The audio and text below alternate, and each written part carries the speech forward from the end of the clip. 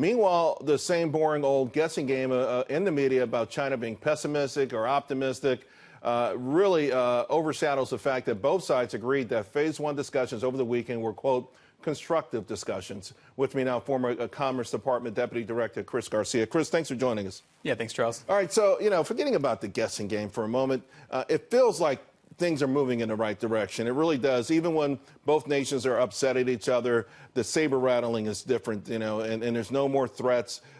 So it feels like we're moving in the right direction. What can we expect? Because I know it feels like the deal we're moving toward isn't the deal that you advocated for. No, I mean, Charles, remember, we had the president planning to sign an agreement with President Xi in Chile, but the APEC summit was canceled because of civil unrest. But still, coming up to this December 15th deadline, the goal is that we're going to need to have some real commitments from the Chinese that they're going to stop the theft of intellectual property and also end the forced technology transfer. So the structural changes are going to take a lot longer. But the real problem, Charles, is on the enforcement side.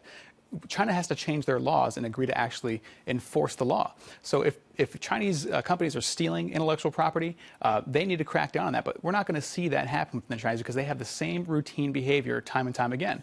They agree to something, they sign an agreement, but then they cheat anyway. So that's going to take a long time. And I would just say to Bob Lighthizer and President Trump, hold the line. You have the moral upper hand in this agreement, and you have to make sure that they know that that they're on the right side of history with this. Well, they've got the moral upper hand and the economic upper hand. I think a lot of people forget when this began, we are a much larger economy. China has done a brilliant job in bringing up the middle class, but it's been really a heavy use of debt. And there's an entrepreneur class there, I think, that would also love to see a freer market as well. So they've got their own issues. But that being said, it feels like we're going to get something, and Lighthizer and Kudlow and the president understand the hurdles, but they're saying there's going to be some IP stuff even in Phase 1. Yeah, I mean, I think that's the goal for Phase 1, right? I mean, I don't think we would accept anything besides at least having some IP protections.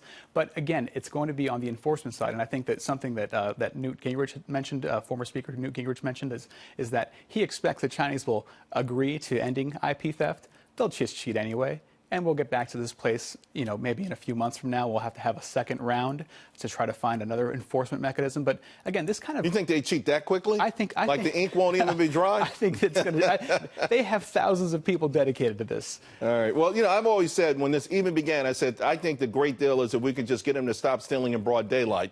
Like, you can steal under the cover of darkness when no one's looking. Don't make it so obvious. Just don't walk in and steal from us in broad daylight. We look like chumps. It's bad. No, I mean, Charles, that's exactly it. I think this kind of also ties into this Hong Kong protest movement where you see basic freedoms that we want.